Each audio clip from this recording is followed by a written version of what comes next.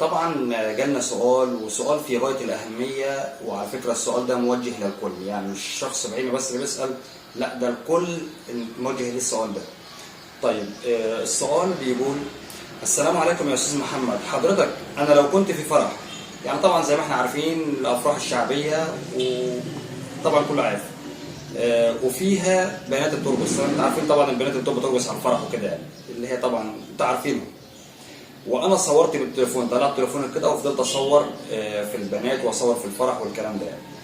وبعد كده جيت اخر النهار حبيت ان انا اشارك بقى اصحابي واشارك بقى الناس كلها، ونزلت نزلت الفيديو على الفيسبوك عندي او على انستجرام، على اي وسيله من التواصل بيني وبين اصدقائي. فالسؤال هنا هو بيسال: هل انا مثلا كده ارتكبت ذنب ان انا مثلا صورت وبعد كده نشرت الفيديو ده مثلا، وبعد كده في ناس كتير اتفرجت عليه؟ طب الذنب هنا ايه؟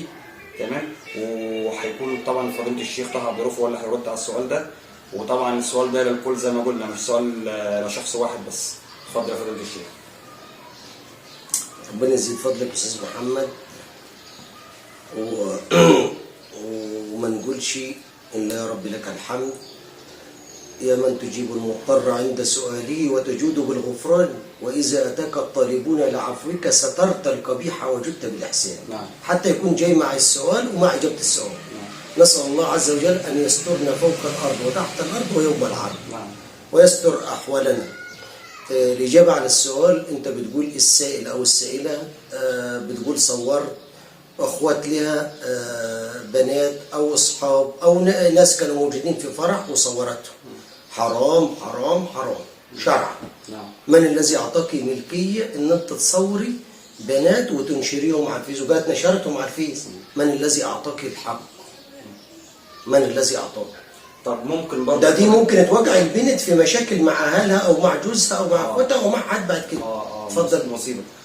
طيب هو ممكن برضه واحد بيصور برضه الا الفرح وكده يعني، وبعد كده نشر، او العريس مثلا مقصود بالفرح ونشر مثلا طبعا الرقصات اللي بترقص والكلام ده كله برضه، يعني من الاخر المجمل اي شخص هيصور وينزل ويفرج الناس على الحاجات ديت مثلا، ايه ذنبه عند ربنا سبحانه وتعالى؟ حرام طبعا حرام. حضرة النبي صلى الله عليه وسلم قال في الحديث: من دعا إلى ضلالة كان عليه من الإثم مثل آثام من اتبع. لا إله إلا الله.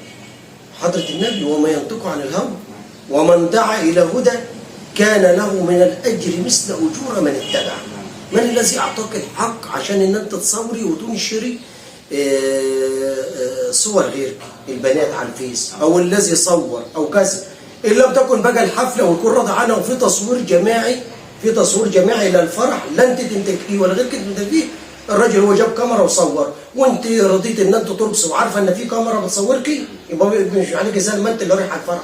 انت اللي رايح على الفرح، انت زانك في رقبتك انت زانك، وعارفه ان الفرح فيه كاميرا كبيره وفيديو بصور، الزانك في رقبتك انت، ما تلوميش على حد. واللي يعرضك ان انت تصوري بحاجه زي كده؟ ما في محجبات وفي ناس بتبقى قاعده على ترابيزات وناس حلوه وناس ما بتبقاش تظهر في حاجات زي دي. عيب حد ده لو لقيت واحد بيرفع ايدها كاميرا بتروح لها في وش الناحيه الثانيه. وحضرة النبي قال: اللهم اجعلنا هداة مهديين.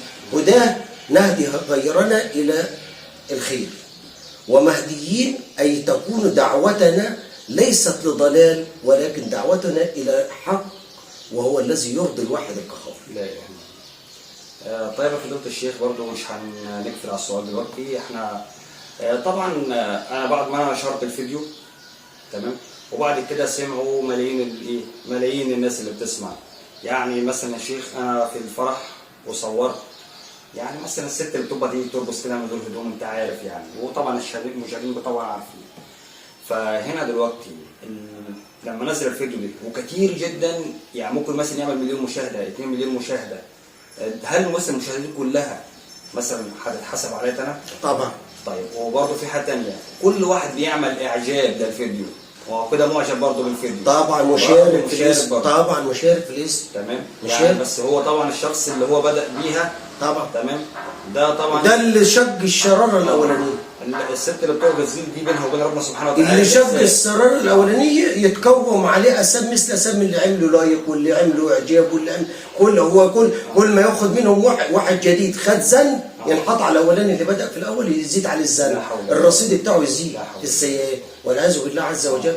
يعني لا لا دي واحد دي كده بقى الشخص بقى جريمه في حقه اصلا يعني. لا طبعا جريمه في حق، لا اطلاق اطلاق، دعوه الى ضلال. نعم. دعوه، احنا مجتمع كده بننشر الفسق كده في المجتمع. وانهى فين التراحم بقى؟ احنا بندعي الى ضلال.